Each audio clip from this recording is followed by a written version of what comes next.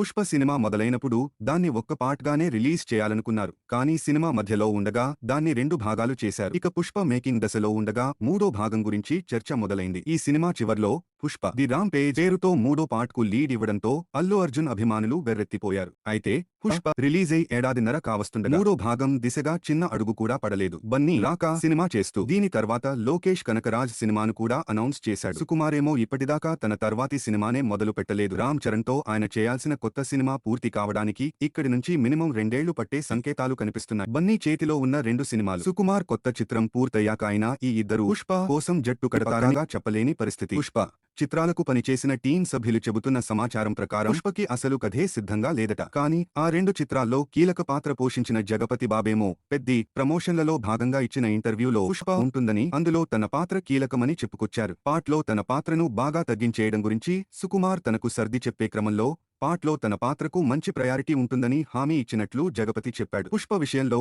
ఆయన ఎంతో ఉత్సాహం ప్రదర్శించారు. కానీ ఈ సినిమా నిజంగా ఉంటుందా అన్నది మాత్రం సందేహంగానే ఉంది.